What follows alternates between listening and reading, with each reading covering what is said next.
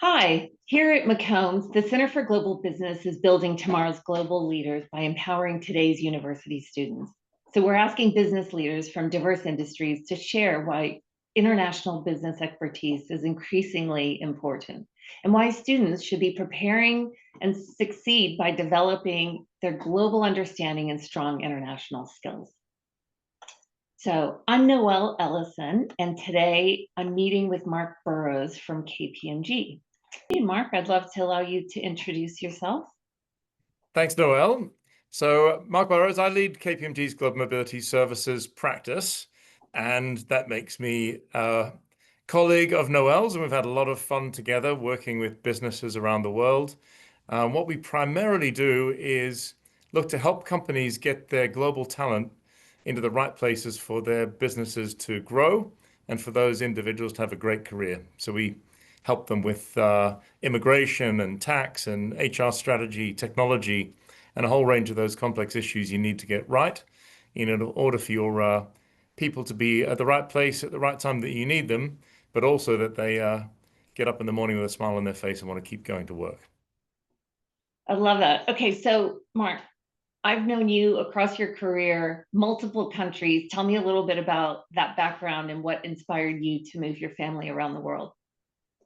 So I've had an amazing opportunity. I started with KPMG in Sydney, Australia, and the thing that really appealed to me about global mobility services when I first joined this industry was the opportunity to meet people from a whole range of cultures from all around the world, but also a really diverse group of business types. And so I was very privileged to have an opportunity to go on secondment to Zurich in Switzerland early in my career for what was supposed to be 2 years.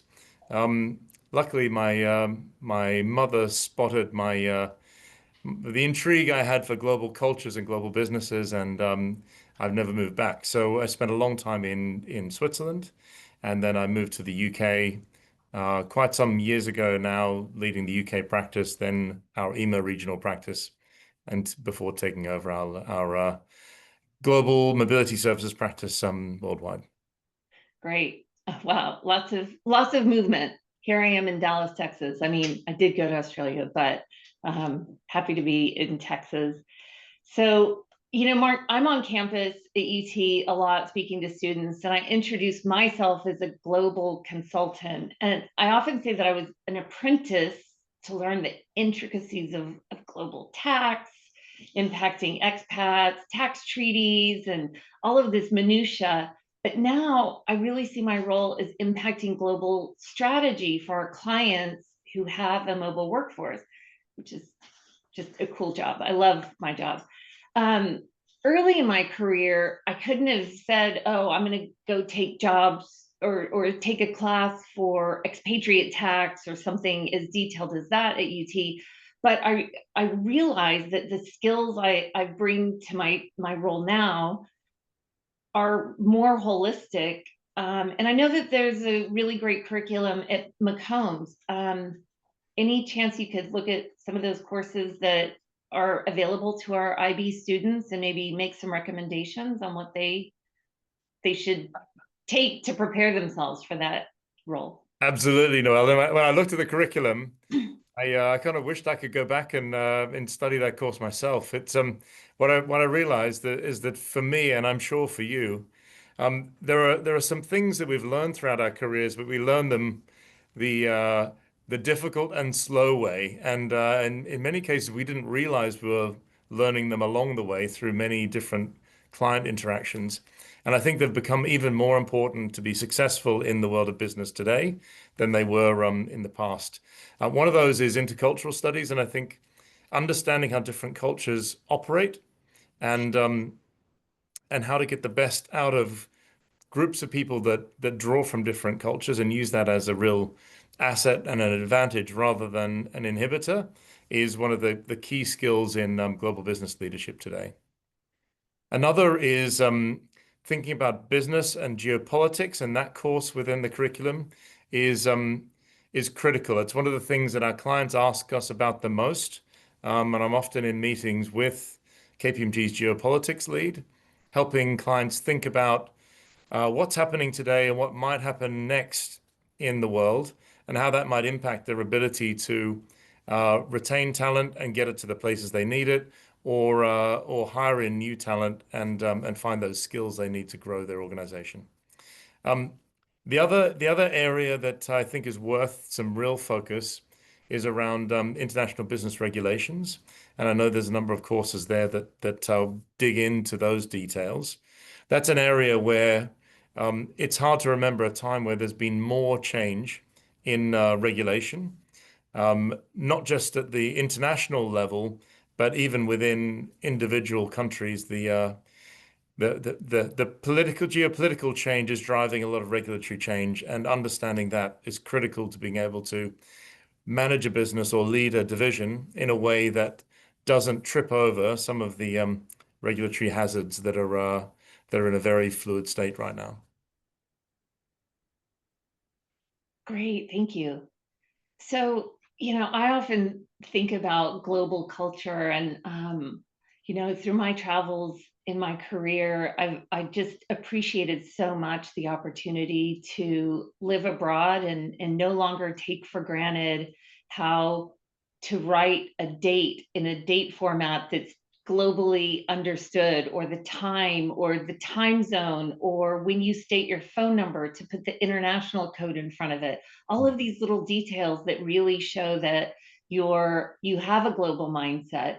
But why does having a global mindset matter for our KPMG employees, either in global mobility or beyond global mobility in tax, audit, and advisory? So, Noel, we have 275,000 employees across 150 or so countries, and we serve clients in more than 200 countries and territories. So there's just to make that work effectively for the clients that are relying on us for expertise and also practical help in getting business programs, business change to happen.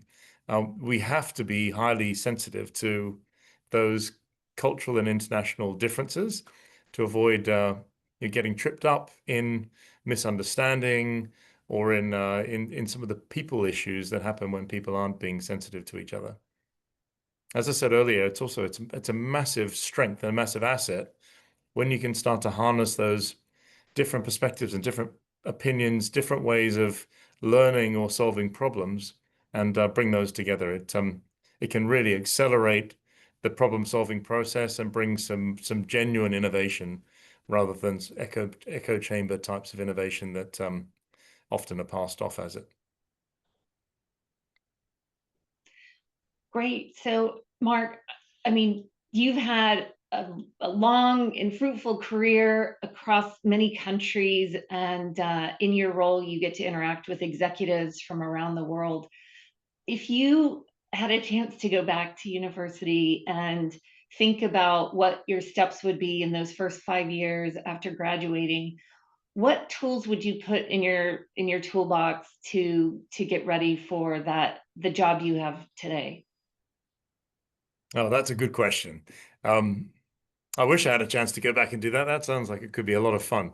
Um, I think one element I would focus on more is a more deliberate focus on studying or learning about international culture and to become a real student of culture, not just absorbing through interactions. Another area I would have focused more on outside of some of the more technical tax, law, reward, etc. areas that I focused on would have been the way geopolitics and regulation interact. I think there's a great opportunity at UT in the program to develop those skills right off the bat before you find yourself in that workplace program. And I think I probably would have dreamed even bigger in terms of where the opportunity might sit in the world. I think sitting in Sydney, it was the world looked very big and looked very far away. And from that perspective, the centers of economic activity and growth at that time were North America and Europe. And there was a lot of talk about BRICS emerging. I think I would have spent a bit more time really digging into what that emergence might look like, and might have been a bit further ahead of the significance of China and India as major global economic powers that they are today. All right. Well, to close out, Mark, what advice do you have for students who are interested in pursuing a global career? Now, well, for this, I'm going to answer with a little program that we put together and rolled out about a year ago for our the global team in my business area at KPMG, and we called it Reach, short for Reaching Your Potential. And two key elements of that are create lasting connections.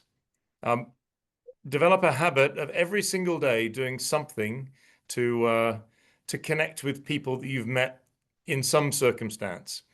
And I would say that if you're pursuing a global career, do that for the people that can give you insight into the business economies and cultures of different countries around the world.